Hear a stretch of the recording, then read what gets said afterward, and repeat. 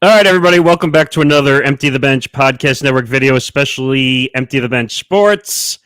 Hank Indictor, Nick Morgasen, both from our shows, Empty the Bench, Game On. We'll get all the pleasantries out in a second. Make sure you follow the network on social media at ETB Network across all social media platforms. Follow Game On at Game On ETB. Follow Empty the Bench Sports at ETB Sports. Okay, so why are we here right now? Well, this is why we're here right now. Breaking news, Carlos Rodon and the Yankees are in agreement on a 6-year, $162 million contract.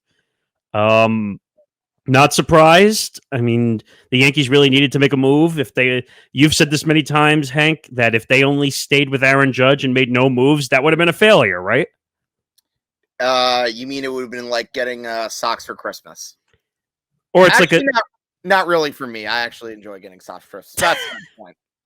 Or it's like a father getting a tie on Father's Day. Yeah, basically. But we've heard a lot of rumors and speculation. The Yankees need to make a move. The Yankees need to make a move. What are they going to do? Yankee fans were going to come to Yankee Stadium with pitchforks if they didn't make a move. So I think this is a steal of a deal. Would you say so? Absolutely. I mean, the rumors that I was hearing were as big as like 7 years, 250 million. Only 162 million in 6 years? That's a steal. It's more than steal. It's like taking candy from a baby. Bingo. Well, we're not condoning that, but yes. No. But when I saw this deal go off, I was like,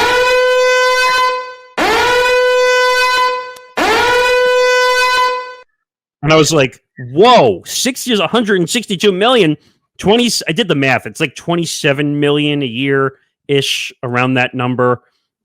I thought this was really going to be like 30 or over. Yeah, absolutely huge. And look, let me break it down for you. You've got Carlos Rodon in a rotation with Garrett Cole, who you hope does not regress. You hope that the ugliness of the contract doesn't happen this so soon. So let's knock on wood for that one. And you also hope that Nestor Cortez follows up his really good year that he had last year, because he was a very solid starter and probably one of our better big game pitchers. Not that Garrett Cole wasn't, but like you trusted him a good amount of times, like during this past season. And let me give you Carlos Rodon's stats, if I may, from last year. 14-8 record, 2.88 ERA, started 31 games, very high strikeout total of 237 with a 1.028 whip. Wow. That's really good. Yeah. And that was with what, the White Sox last year? No, the Giants. Or the Giants? Excuse me. No, remember, the Giants signed him as, like, say, a reclamation project. I mean, if you look at a lot of the moves that the Giants have made, with the exception of Carlos Correa, it's usually, like, small deals to guys that, like, are in need of a change of scenery. Like Kevin Gausman is an example of this.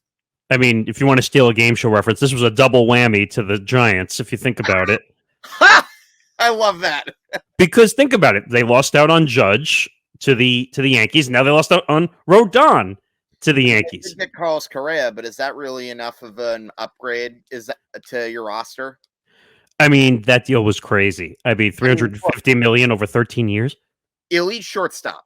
Like, let's not kid ourselves. No doubt. Elite shortstop.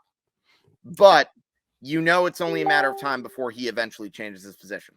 Shortstops are not built to last. And I remember when the Yankees, what was it, two off seasons ago, were in the rumor mill for Correa, possibly at the shortstop position. I mean, I don't know, but Rodon is a great fit. Now, you also have Montes, who was another guy that who they acquired during the season last year. Will he be the guy that he was in Oakland ever again? I don't know. True. What do you think about Montes? Do you think this helps that? Do you think it hurts that? What do you think? I mean, we'll see. Maybe this is the year that he has a bounce back. And if he does, that would be absolutely gravy for the Yankees rotation. But at the same time, I'm not going to press my luck on that. See what I did there? But the way I look at it, so it would be Cole 1, Rodon 2, Cortez 3, Severino 4. Yeah. But I will say this, though, and I do have to play devil's advocate. We should not kid ourselves. as great as he was this past year, he hasn't had many seasons where he's been fully healthy. The only other one that he had was his last year with the White Sox, and that was essentially the year where they cheaped out and said, "Nope, you can go over and sign with the Giants." I don't know. I mean, the stuff was always there. It was just his ability to stay healthy. So even though I'm glad that the Yankees made that move, it is something that you have to think about. I mean, if Severino can be the dominant pitcher from a couple of years ago, imagine having that as like a 3-4 type position in your rotation. Someone who could be as dominant as he was that what was it? It was 2-3 years ago now that he had that dominant season. Yeah, it sounds about right.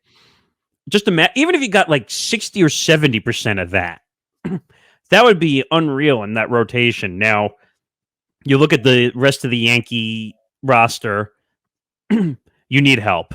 You need help. You need bats. I don't know where the market really is at this point. You should re-sign Rizzo. You have a logjam at shortstop and second base. Do you trade one of those guys? We haven't even mentioned the leaky pen yet either. Yes, agreed. Totally. Now, if Michael King comes back, if he wasn't hurt, I think that bullpen is deeper. Yeah, I think the Michael King, I agree with you. I thought the Michael King injury was really the first domino to fall, like when the Yankees had their like second half slide, if you want to call it, after everyone kept comparing the Yankees to the 98 Yankees. Myself and you not included. And also you had your little, what was it, Ricky Vaughn reference to Aroldis Chapman? Yes, and I stand by that because of the criminal record as well. Agreed. And by the way, I am so glad to see him outside the Yankee pinstripe doors at this point, because that was probably a cancer over the organization, the way he was going. But when he was dominant, he was dominant. We can't not deny the fact that when he had a dominant fastball, he would get people out. But his ego and his criminal history got him kicked off this team, not his play on the field. So I don't know. I'm happy about the move. This is Rodon also strikes me as an innings eater guy, where he'll be more consistent. And you need that in a starting rotation because, like I said, the Yankees have been over-reliant on their bullpen over the past few years. I mean, if you look at the first half, and I don't know why I'm forgetting the name of the moment. Who was the closer for the Yankees again that got hurt? Oh, you're not talking about Clay Holmes, are you? Yes, I am. Clay Holmes, who was dominant, was like breaking ERA records in the first half of the season. Oh, yeah, he was healthy. And then all of a sudden he gets hurt.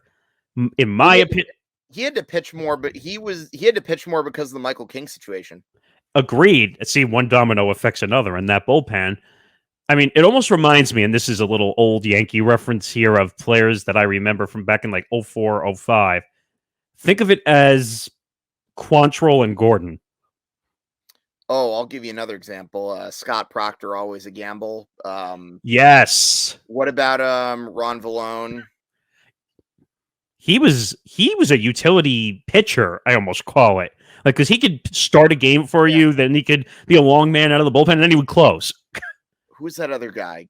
Scott Proctor. Why am I blanking? Tanyan Sturts? Yes, Tanyan Sturts. That's the guy I was thinking of. The one that Joe Torre like kept overusing and then burned out his arm. And then Mike Myers, the side armor. Not the Canadian comedian. No. Obviously. But do you remember the guy who would drop 3/4 and like he would like fall over to the side when he was pitching? Yeah, no, and I think they used like some Halloween theme whenever he came into the game because, Michael Myers. By the way, one of the few to be a Yankee and a Red Sox, actually. That's right. He was on the 04 team. I forgot about that. So, I don't know. It's an interesting move. We'll see what happens with Rodon. I keep saying Rodon. It's Rodon. I have to get used to that, actually. You'll get used to it with time, trust me. Right. And also the leagues don't matter anymore, again, because both leagues have DHs. So it's not like you're going from the weak National League to the hitters American League. So I don't think that's really a problem. You don't see that as a problem, right? Right. Are they done on the pitching front, you think, or no? I wouldn't be surprised if they made another move, but if we're talking about pitching as a whole, no, because like I said, that bullpen needs to be fixed. By the way, Scott Boras. Scott Boras is making the money this offseason. Where is my Yep, there we go. I mean, he has 4 of the top free agents this offseason. He got Correa for $350. I was looking at the tweet before. Someone dropped it, and I can't find it now. But he had Nimmo for $162. He had Rodon for $162. Mm-hmm. It's not fair. This guy makes money just by putting his name on someone's contract. It's true. Well, so many players hire him. Hey, at least John Heyman got the news right for a change. Well, I think that just about does it. Yes, Carlos Rodon. Do you want me to give him a trophy for that? If you want to. There's no participation trophies in sports anymore. Come on. Actually, let me take that back. There is more participation trophies in sports. But yeah, it is what it is. And if you missed the breaking news, yes, Carlos Rodon, the Yankees agree on a 6-year, $162 million contract. The money is flowing. The Yankees would, I don't know if, I wouldn't call the Yankees the big bad Yankees, though, again. I wouldn't do that.